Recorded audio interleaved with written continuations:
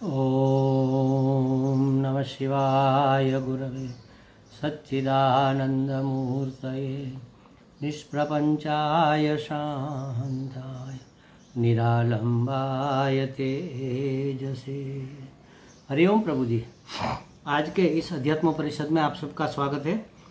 आज का प्रश्न भावनगर से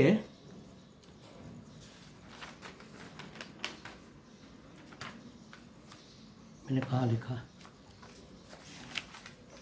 हाँ, वारुणी ठाकर जी का है। उन्होंने पूछा है कि सहज समाधि और निर्विकल्प समाधि और संकल्प समाधि, संकल्प नहीं होता, सविकल्प होता है। सहज समाधि, निर्विकल्प समाधि और सविकल्प समाधि में क्या भेद है? आपने संकल्प समाधि लिखा, वहाँ सविकल्प समाधि शब्द होना चाहिए। तो सहज समाधि, निर्विकल्प समाधि और सविकल्प समाधि में क्या भेद है? क्या सहज समाधि और निर्विकल्प समाधि एक ही है? तो देखो प्रभु जी, पहले सविकल्प समाधि होती है। सविकल्प समाधि में भी कई प्रकार के भेद है। मुख्य दो प्रकार के भेद है। एक है शब्दानुविद्ध सविकल्प समाधि और दूसरी है दृश्यानुविद्ध सविकल्प समाधि।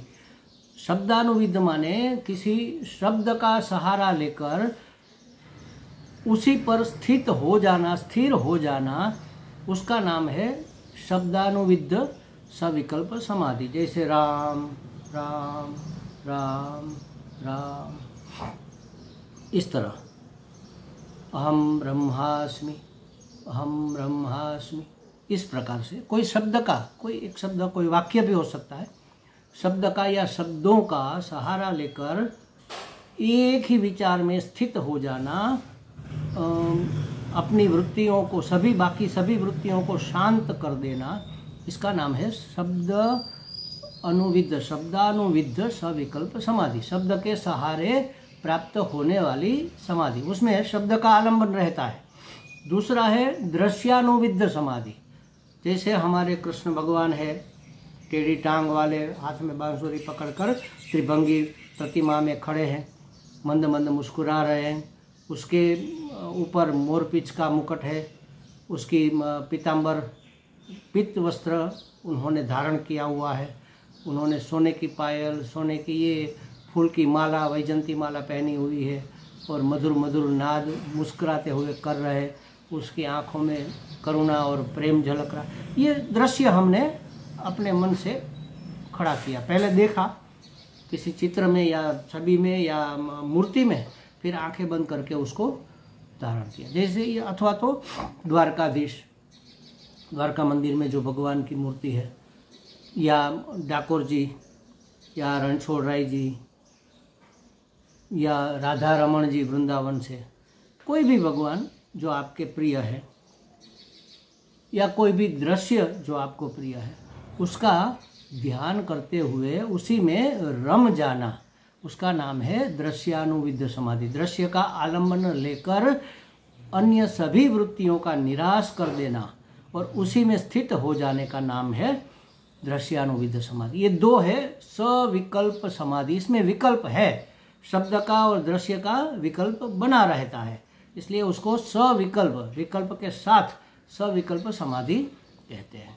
अब निर्विकल्प सविकल्प समाधि में सगुण भी होती है, निर्गुण भी होती है, सगुण भी होती है, साकार भी होती है। गुण का ध्यान किया जाता है, आकार का ध्यान किया जाता है, इस प्रकार। और निर्विकल्प समाधि में निर्गुण निराकार, कोई न तो गुण होता है न तो कोई आकार होता है, बस अपने आप में स्थित हो जाना, इसको कहते हैं निर्विकल्प समाधि। ये समाधि की जाने वाली समाधि की अंतिम स्थिति है। ये दोनों समाधियाँ की जाती है, उसमें समाधि लगती है और उत्थान भी होता है।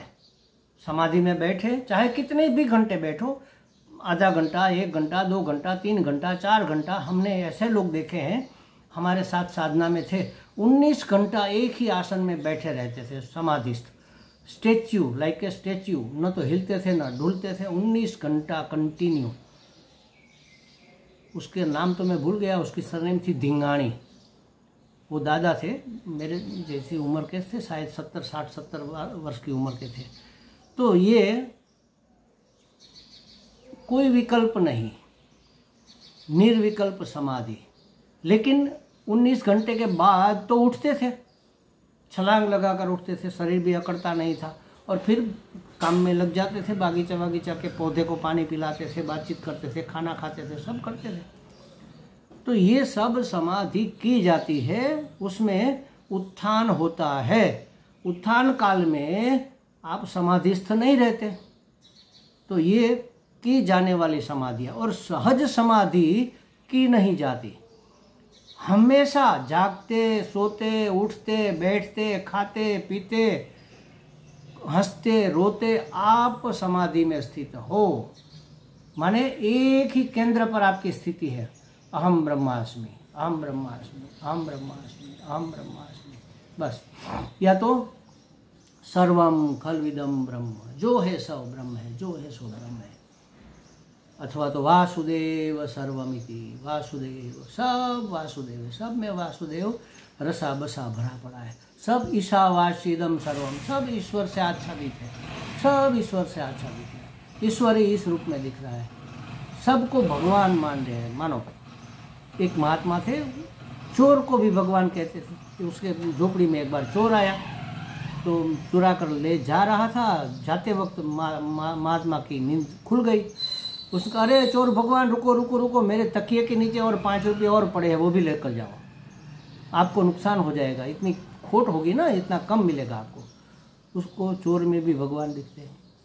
हमारे यहाँ गुजरात में डाकोर जी रणछोड़ राय जी का मंदिर है, वहाँ पर एक भक्त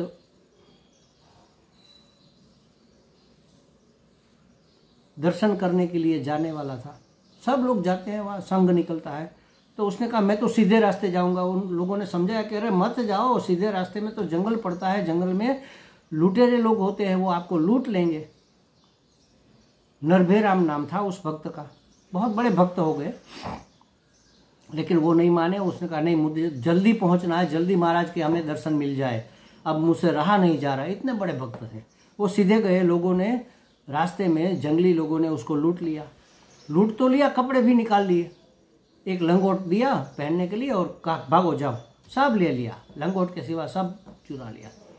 वो जब मंदिर पहुंचा, दर्शन करके बाहर निकल रहा था, वो जो घूम के जाने वाले लोग थे सड़क पर, वो लोग मिले, अरे ये क्या हो गया, लूट लिया ना, हमने तो कहा था आपको लूट लेंगे। तो उसने क्या कहा पता है? हेंडी हाली, गुजराती में कहा, वो भी तड़पदी भाषा में, हेंडी हाली ठाकुर आयवा, माने चलकर, सामने से चलकर ठाकुर जी मेरे पास आए। हेंडी हाली ठाकुर आयवा, जन नर भाना वस्त्र लीधा, ये नरभे राम के वस्त्र उन्होंने स्वीकार किए। जन नर भाना वस्त्र लीधा, लोग कहे छे कोड़ी वाला, लोग उसको लुटारे कह रहे। अरे मुझे देने भी नहीं पड़े, मुझे अर्पण करने के लिए जाना ही नहीं पड़ा, वो सामने से आए, अपने आप निकाल लिए, मुझे निकाल कर भी नहीं दे रहे। कितनी कृपा की मेरे भगवान ने। देखो, उसको सब जगह परमात्मा दिखता है। तो वह हमेशा ऐसे भक्त जो होते हैं, ऐसे ज्ञानी पुरुष जो होते हैं, सर्वम खल्विदम अहम ब्रह्मास्मि, वासुदेव शर्मा, सब में भगवान। कुत्ते में भी भगवान दिखता है। कोई एक भक्त थे, शायद कच्छ के थे, कुत्ता उसकी रोटियां लेकर भागा तो पीछे दौड़े, घी की कटोरी लेकर, कह महाराज कुत्ते, भगवान रुको रुको रुको, ये सूखी रोटी आपके गले में अटकेगी, मैं जरा घी लगा दूँ, घी चोपड़ दूँ। तो उसमें भी उसको भगवान दिखते हैं। और हमें तो भगवान में भी भगवान कहाँ दिखते हैं? मूर्ति में भी हम क्या देखते हैं? भगवान देखते हैं क्या? मूर्ति के दर्शन करते, भगवान के नहीं करते। पत्थर की मूर्ति के दर्शन करके आ जाते हैं। नहीं, इस रूप में रहे हुए भगवान हमें देखने हैं। या तो उसके श्रृंगार के, अरे देखो इस मूर्ति में कितना सुंदर हार सजाया हुआ है, इस मूर्ति को कितने अच्छे वस्त्र पहनाए हैं। तो वस्त्र और हार और फूल और खुशबू और चंदन और तिलक, यही देखते हैं। ये भगवान है, ऐसा देखने वाले बहुत कम होते हैं। और जगत में भी भगवान दिख जाए, हर जगह उसकी वृत्ति एक ही केंद्र पर अडिग रहे, जागते सोते, उसको कहते हैं सहज समाधि। वो सहज ही होती है। उसको पैदा नहीं करना होता है। सह माने ज माने जन्म लेना, जन्म से ही होती है, माने वो जन्मी बस हो गई, अब वो मिटेगी नहीं। सहज समाधि वो कब होती है? पहले सविकल्प समाधि जितने प्रकार है सब, सगुण, साकार, शब्दानुविद,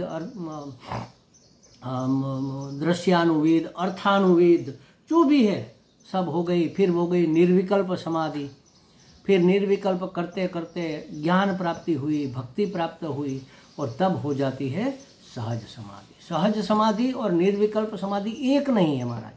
निर्विकल्प समाधि करनी पड़ती है और सहज समाधि हमेशा रहती है, वो मिटती ही नहीं, उसको सहज कहते हैं। तो आपने पूछा था ना, सहज समाधि और निर्विकल्प समाधि एक ही है क्या? नहीं, एक नहीं है। अंत में सहज समाधि हो। सहज समाधि भली साधो, सहज समाधि भली, ऐसा कबीरदास जी ने कहा। समाधि लगाने से तो ठीक है, लग जाए अच्छी बात है, ये आगे के कदम है, आगे के स्टेप है। पहुंचना कहाँ है? सहज समाधि में। खाते पीते सोते जागते उठते बैठते हंसते रोते गाते मौन होते, जो भी करते हैं, हमारा मन एक ही केंद्र में केंद्रित रहे, परमात्मा तत्व में केंद्रित रहे, आत्म तत्व में केंद्रित रहे, उसको कहते हैं सहज समाधि। हमें लगता है वारुणी जी को कुछ स्पष्टता हो गई होगी। हरि ओम।